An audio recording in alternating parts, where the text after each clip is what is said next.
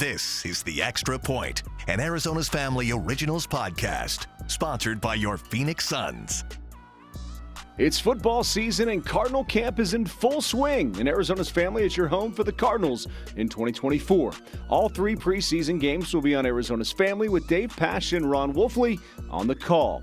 This will be their 20th year in the Cardinal booth together, television during the preseason and radio during the regular season.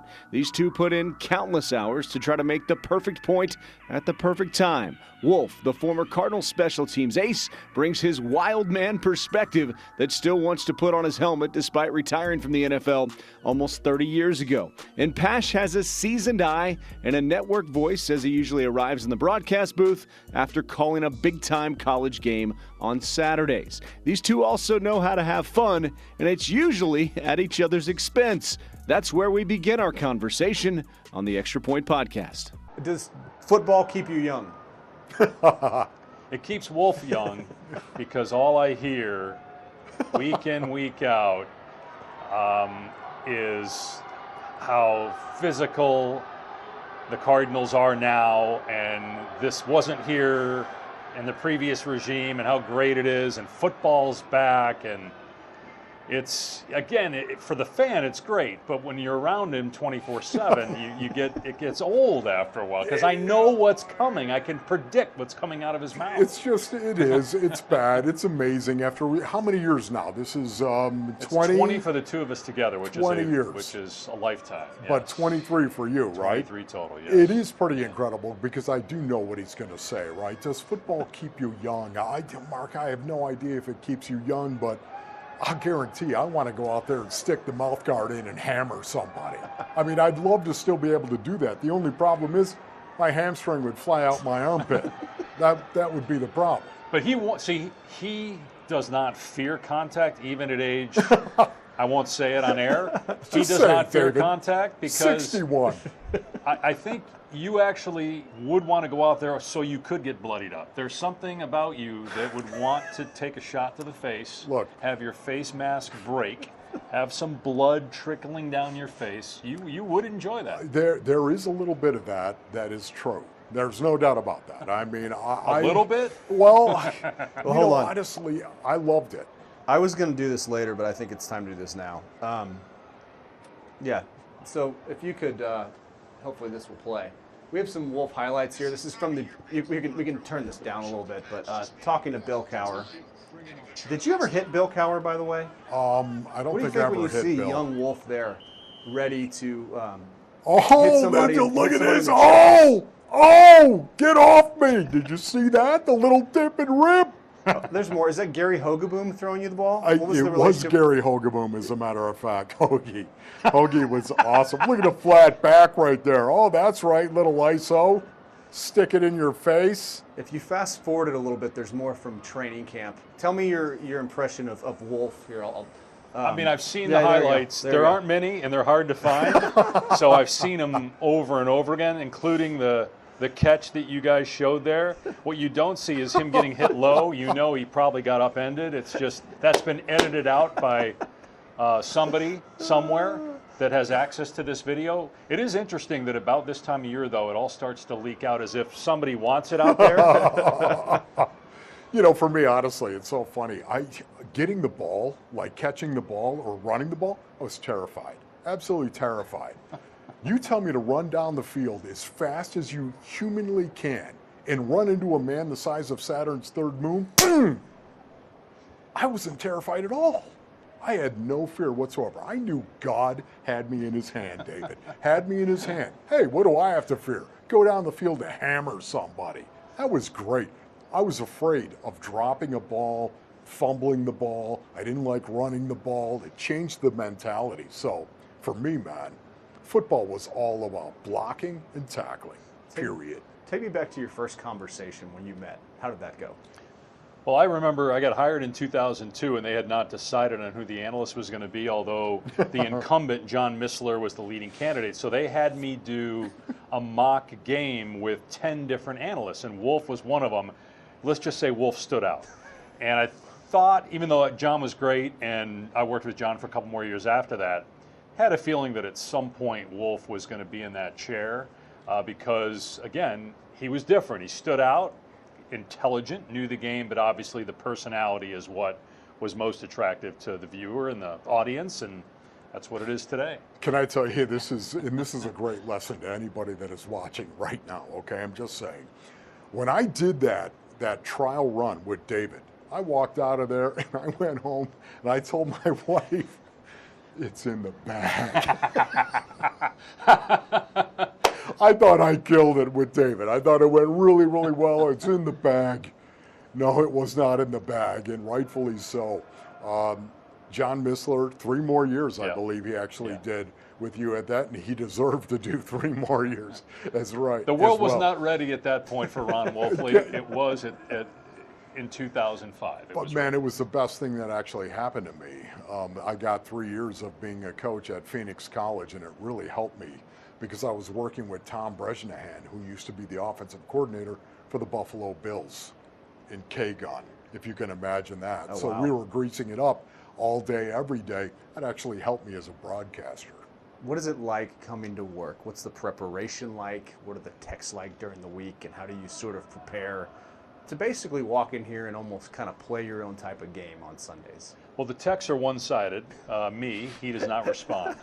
Paul Calvisi is part of the text chain. It's usually 2 of the 3 of us texting, and Wolf occasionally will respond. Game day is, I would say we have a routine. We do a hit pregame about an hour and 15 minutes before, and then we go down to the field, and then we come back up. But at that point, we're pretty loose. We're usually laughing about something, or there's bad dancing. Yeah, bad going dancing, on as well. kind of making fun of some of the pregame dancing that others are doing.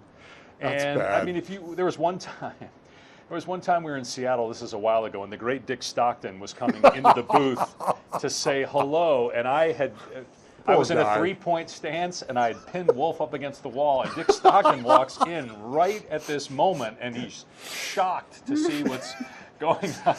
I was so embarrassed for David. I mean, I couldn't care less. Right, Dick's a legend. He's a friend. I'm looking up to him. Right. He's been a guy that's been He's really a play-by-play so guy. helpful to me in my career. And here's this embarrassing moment. He comes in, and I've got Wolf pinned up. Not that I really actually had him pinned up. Wolf's letting me do it. It's not like I physically had him. It just pinned. didn't look good. With the optics behind it, it was bad. And Tom Flores, this is another great Wolf one. So again, you talk about the routine. Part of it is the bad dancing or just making fun of the music that's playing. And Wolf is getting down. One of the pregames we're playing the Raiders. A bad dance. Bad dance in the booth, and out of the corner of Wolf's eye, he looks over, and Tom Flores, the great Raiders coach, is the analyst for the Raiders broadcast, and Tom Flores is staring at Wolf.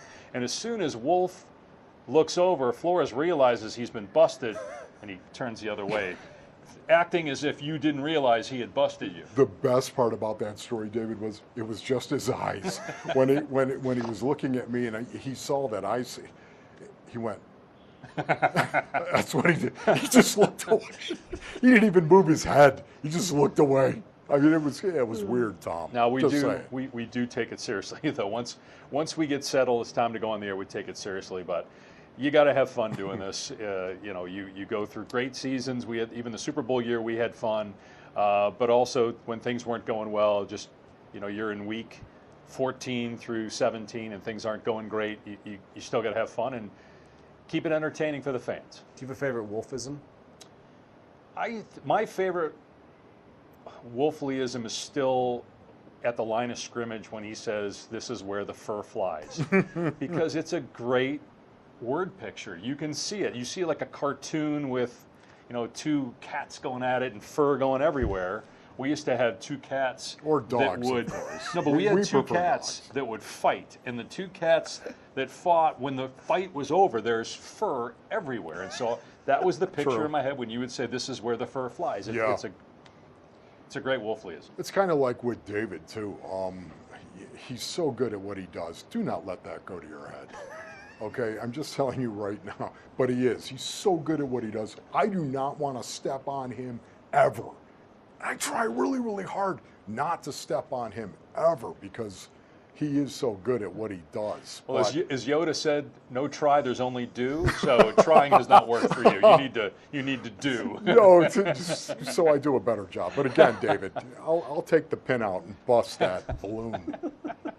Do you have any isms, Wolf-isms that you're sitting on for this year specifically? Like, how do they, like, I remember, like, lower the plow on the tractor, hit the gas. Jethro. Yeah. As you probably can tell, so much of the time, I mean, it just comes out, a lot of this stuff. And, I'm just really excited about this year's iteration of the Arizona Cardinals. That wasn't a question. You got to answer the question now. What do you mean? We can get into X's and O's later. Can I just say, because I've seen it firsthand, there was an announcer, I'm not going to say his name, but there was an announcer for one of the other teams that had, not Wolfley-isms, but his isms, and he had them pasted up all on the wall so that he could look, okay, did I use this one yet? Take it down, use the next one. Wolf has it all in his head. So but I've never seen you rehearse it. I've never seen you think about it. Right. It just comes out. But so much of the time as well, can I just tell you, right, I haven't started writing about the season yet. When I start writing, that's when all of a sudden I start getting these thoughts and stuff like that and weird analogies as to how I'm going to talk about this. But it's something I don't write down, so to speak. But when I start writing creatively for the season, that's when I start getting moved and when I start focusing in on stuff. But yeah, you know what? Football's fun. It is fun. It's brutal. It's physical. It's everything that I loved. I love the fact that you can step in between those white lines, Mark, and be an absolute savage, an unmitigated savage, and then step outside and love people, respect people, treat them better than yourself. It doesn't get any better as a man. It doesn't. How much would this guy have appreciated a day like today where you get to put the pads on the first day? You got is the beard coming back for the preseason telecast? First of all, what are you doing with the hair? I mean, the hair's a lot longer than what I should be wearing. It had the tail on the back too, right? I did have. That looks like a guy who would have no time for play-by-play guys. Like, that looks like a guy who looks down on people in our business, and see, now he's part of the media. He would never claim that he's media. This is amazing right here because honestly, you saw the tail. It's still one of the most embarrassing things I've ever done. I'm just telling you. But it was in back then. I had the rat tail.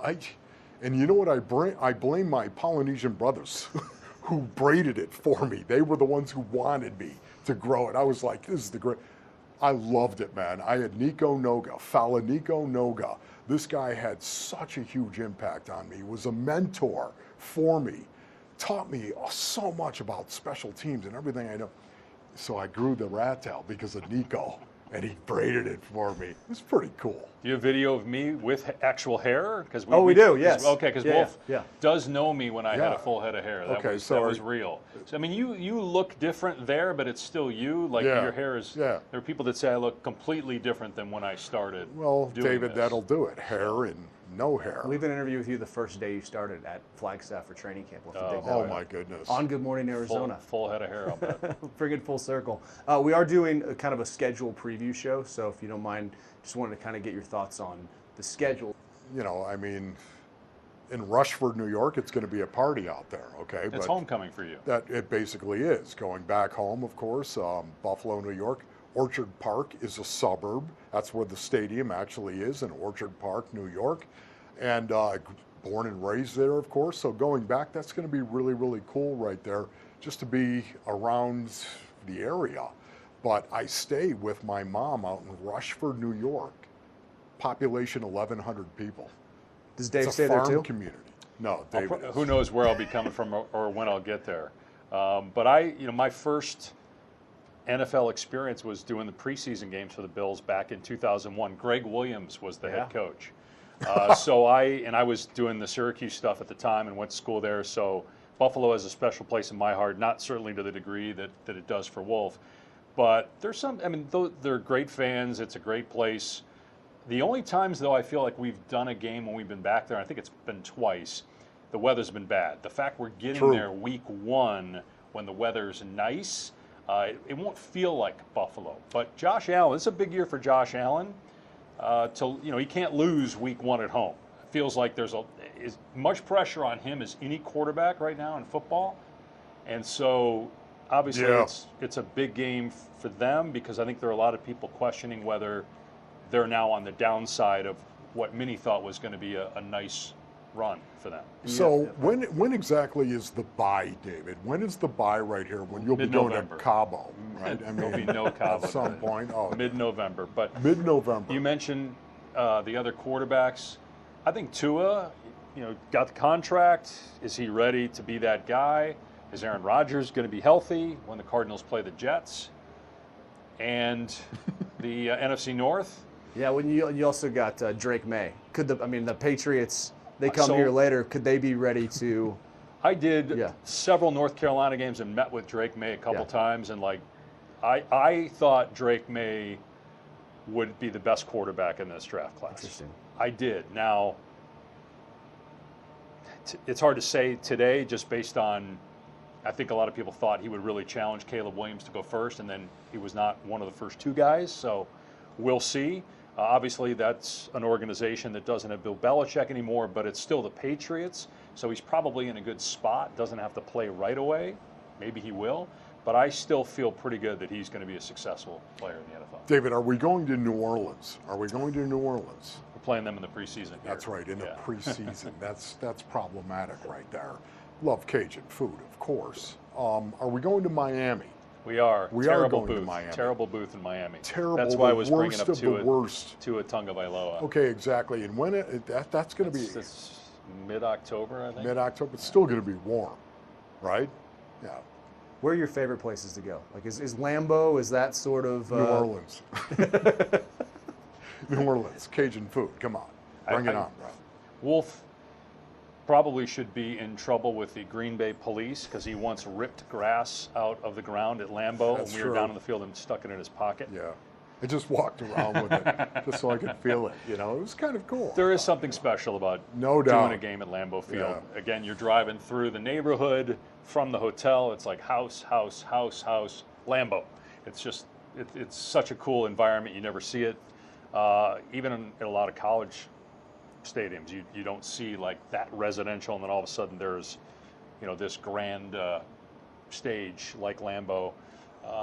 So many of the stadiums are new that it's, the broadcast position isn't what it used to be, so it's a little different. But I would say Lambeau is definitely at the top. And is that still as special? Seattle's great. Yeah, that's the loudest outdoor venue I think I've ever been at. Great seafood.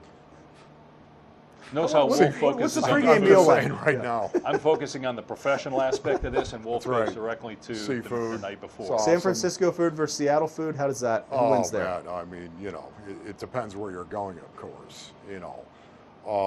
You go down to the wharf at San Francisco. It doesn't get much better. But we're in Santa Clara now, so it kind of I know it's really hard to makes get it really San hard to Francisco. do that. It does. The last few years, of course, going to Santa Clara. Now you still could do it when David's not there. It's really easy because he kind of has the places he likes to go to, and I'm like, okay, let's just jump in this cab, and who cares if it's 45 minutes to the wharf? Where are we going? Who pays? No, we all pay our I think own. everybody chips in. Yeah, it's not That's all right. Wolf man's got to know his limitations. Wolf should pay, given his, high fees for the games that he calls, and the exorbitant amount of money he gets paid to do the morning show. He should be paying. Oh, please. What as far as just like right out of the box with the Cardinals, the home games, you have Jaden Daniels coming in, you have Goff coming in, you have LA coming in with they don't have Aaron Donald for the first time in a while, so that would seem to be maybe a sigh of relief a little bit. How important do you think it is for a strong start for this team to really be able to show what they can do and get to December with young guys and have a chance to be knocking at the door of a playoff? Yeah, you just said it right there, Mark. All these young guys that they actually have, that's going to be really, really important because the 2023 draft class is going to factor heavily into this year's iteration of the Cardinals. So will the 2024 draft class. So you're going to have two-year guys and rookies, a large amount of them that you're going to be counting on to going out and actually playing well. So there's no doubt about it. I think if they can go out and perform and execute, especially in September, that might actually pay dividends down the road because confidence matters. Yeah, these guys need to taste winning. I think Kyler needs to taste winning again, and I think Kyler needs to winning is only going to help Kyler's ascension. He's finally healthy. Watching him at practice, you see the burst is back. He looks like Kyler. He has really, you talk to anybody, to a man or a woman inside the organization. Has Kyler Murray done everything that he's been asked to do? Absolutely 100%. Wolf and I are watching offensive line on the other field practicing, and Kyler was over there. He was the only non-offensive lineman over there, and he's looking at the call sheet. He's talking to offensive linemen. He was very involved in other guys' lives in the offseason, whether it's paying for a mansion in Los Angeles for the entire group to be together to work out at UCLA, flying guys to a playoff game that I was doing. I look over and there's Kyler and five of his teammates. Kyler fit the bill for those guys to go. So he's doing all the things, inviting guys over and having his chef cook for, like, all the things that quarterbacks are supposed to do in terms of leadership. He's done that, and he's very comfortable in the offense. He has a grasp of the offense that I think is encouraging when you're looking at no doubt him trying. This is a big year for him. So yeah, the longer the season goes, it feels like, Philly last year got off to a great start, fizzled. You got to be good at the end, obviously. But for this team, and for I think Kyler specifically, you got to taste winning early. No doubt about it. I'm encouraged because Kyler's encouraged. You can actually hear it in his voice. If you listen to him, he's so much more upbeat than what we have seen in the past. He's encouraged. And why shouldn't he be? He actually has made the move to go under center, and you know what's coming, David, yet it is the truth, to go under center and evolve as a person, evolve as a player, evolve this offense by going under center. You got to be able to do it all, Mark. You got to be able to go under center, in the shotgun, in the pistol, 11 personnel, 10 personnel, 12 personnel, 13, 21. You got to be able to do it all in today's NFL. Kyler got a taste of doing it. And I think that has really encouraged him. And I think we're seeing some of that, of course, coming off that off season. Tell me about another guy who can do it all. When you see his schedule, what do you think when you see all the different places he goes? It truly is incredible that David does as many games as he does. And once again, you know what, David, don't let this go to your head, but seriously, the fact that he doesn't trip up on a name? Yeah, I do. Well, you know what, I have not seen it. I'm just telling you right now. Paul Calvisi, our sideline guy, Paulie, working the sideline, as he should be, I might add, okay?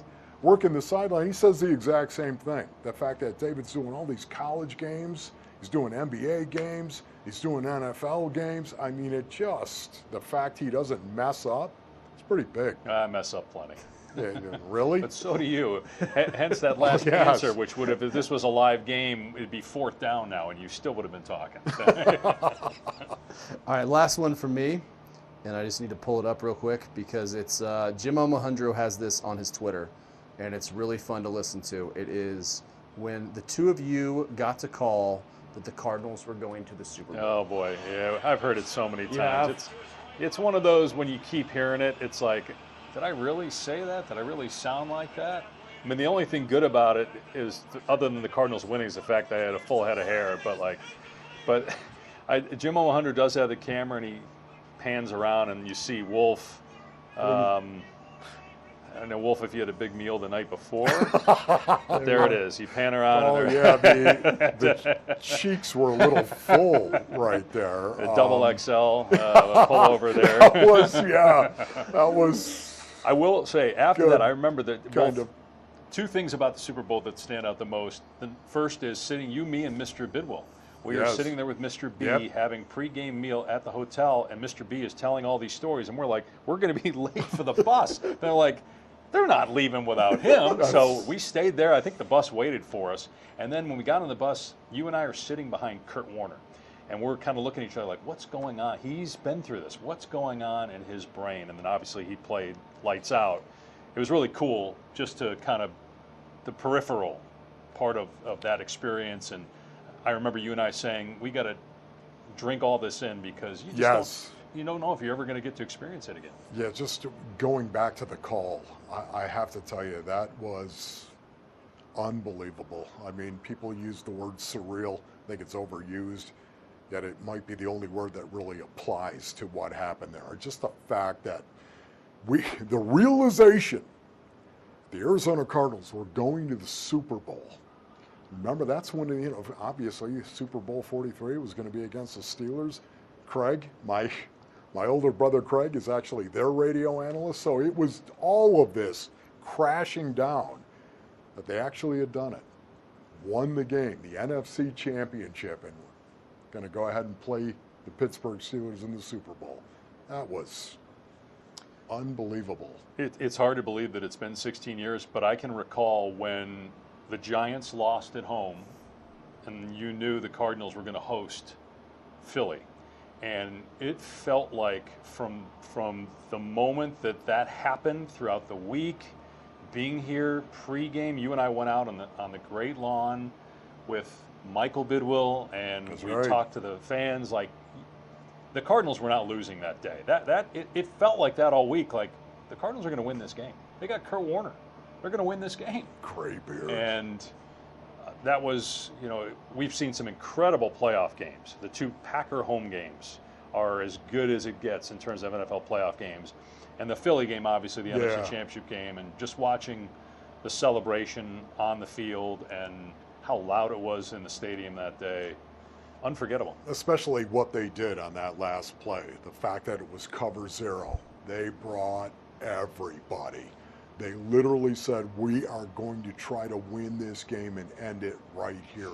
Brought the Huns over the wall. That was awesome. So what would it mean that one day the two of you call the Arizona Cardinals have won the Super Bowl? They're world champions. Well, I know this. When we were that close, I'd waited all day because knowing NFL Films would run whatever we said in perpetuity, I didn't want to jinx the team, so I didn't write anything down. And then after Larry Fitzgerald ran into the end zone, I think it got to 3rd down and there was a timeout, I started to write something down, and then, well, let's just say I ripped it up and put it in the trash. So if we get back, I'm definitely not writing anything down, but I think it's going to happen one day. I do. Do you remember, I think it's going to happen. David, there was 2 minutes and 37 seconds on the clock, and I remember looking at you and you saying, too much time. I remember that. Yeah. And we both were thinking it, too much time. 2 minutes and 37 seconds. Close. But I think brutal. The culture that's here, there's from top to bottom, it's really what's transpired in the last 2 years. It's noticed. I've been here 23 years, Wolf 20 years plus several as a player, either Phoenix. So you've seen everything. St. Louis Cardinals, Phoenix Cardinals, Arizona Cardinals. There's a difference the last 2 years that's noticeable. What's being built here, and that's why I think it's coming. I don't know when, but I think you and I will be calling another Super Bowl. Once again, the physicality of it all, I absolutely love it. As a guy that came up through an era, 1985 to 95 is when I played, Mark. The physicality back then, it was peaking, redlining. And the fact that this Arizona Cardinals football team is going to be that again, especially on the offensive side of the ball in terms of attacking the line of scrimmage and running the ball with purpose. For me, I don't care, and I know this is bad. I don't care how many games they win. How they're going to play football is my way, and I love that. I look at last year. When I start talking about what I expect to see this year out of the Arizona Cardinals, I think of last year offensively in particular. Number 4 in rushing yards per game, number 2 in rushing yards per play. You put those two things together, you are a physical offense. And they were last year. So what did they do this year? All they did is get better. When you look at the offensive depth chart, they got even more physical, brought in players that are going to be more physical. The moment Monty Ossenfort drafted Trey Benson in the 3rd round, he might as well have stepped up to the microphone and said, we're going to be a brutal football team, because they institutionalize brutality. James Conner, if he goes down, doesn't matter. We're not going to change our offense at all. We're going to bring this other kid in, Trey Benson, who's, 6'2", 223 pounds. We're going to let him run the ball, just the way James Conner runs the ball. That really excited me. It's a very physical mentality. You look at their third round at all. Isaiah Adams drafted in the third round, right, after Trey Benson. And then Tip Ryman, the kid they drafted out of Illinois, Isaiah Adams' teammate, as a matter of fact. I mean, 3 of those guys in the third round that they drafted are going to change how the Cardinals play football because they're going to run it and they're going to do it in a very physical kind of way. I cannot wait to see what kind of fruit that is going to produce, because now you've got play action. Once you start attacking the line of scrimmage with Kyler Murray under center, look, everybody, it's Kyler Murray with play action, throwing the ball over the middle of the field. To who? Marvin Harrison Jr., Trey McBride, Michael Wilson. We were talking about Michael Wilson. He's having a great camp so far. I'll say this, look, trying to predict the NFL, it's impossible. There's always teams that are completely off the radar that you think are going to be bad, and all of a sudden they're in contention for the Super Bowl. The Houston Texans are case in point. Can the Cardinals be that? Why not? I mean, you've got a quarterback that has already he's been to the playoffs. Last year, when he came back from injury, 3-5 record, not great, probably should have been 4-4, but now he's had a full offseason in the offense, fully healthy. Again, he's grown as a leader. I think that the weapons around him are young, but there are guys that are not being talked about probably enough on the defensive side. Like if B.J. Ojulari all of a sudden goes for 11 sacks, he's a second-round pick. You drafted him to be that guy. Darius Robinson, who is a player that I know picked at the end of the first round, and sometimes we forget about those guys until they're going out there and playing like first-rounders, but you're banking on production. We were watching Garrett Williams, a guy that was a third-round pick last year, who we saw play more. I mean, you've got a lot of young players that you're relying on to be productive, but you have veterans, and again, you have a quarterback that's been there. Now he's got to get back to that and be consistent, and it just feels like he's ready to do that. Everything we're watching, everything we're hearing, it's all trending in the right direction. Now he's got to be healthy, and he's got to do it, of course. But look, if Kyler ends up being great, which he's being paid to be great, the expectation is for him to be great, then I think the Cardinals are being vastly underrated. I think the defense, in their ability to stop the run, really holds the key, the pass apart too, to the rest of the season for the Cardinals. And the reason being is because if you cannot stop the run, as we all know, it's demoralizing. It is demoralizing to a football team, not just the defense, not just special teams, but also demoralizing to the offensive side of the ball. The entire team gets demoralized when you watch another team line up and just run the ball down the throat of your defense. So that, to me, is going to be key. If they can just get better to where they're average at doing it. Last year, they were one of the worst teams in the league in terms of stopping the run, dead last, as a matter of fact. That, to me, can happen. If they can just be average this year, man, it will set off a chain reaction that I think is really going to help the Cardinals win games, because now they can stay balanced. They can stay in their offense and run the ball and use play action, even if they're in the third, fourth quarter, if they're not down. And if you can't stop the run, you're going to be down in games. You are, because that opens up the playbook for your opponent. This is The Extra Point, an Arizona's Family Originals podcast, sponsored by your Phoenix Suns.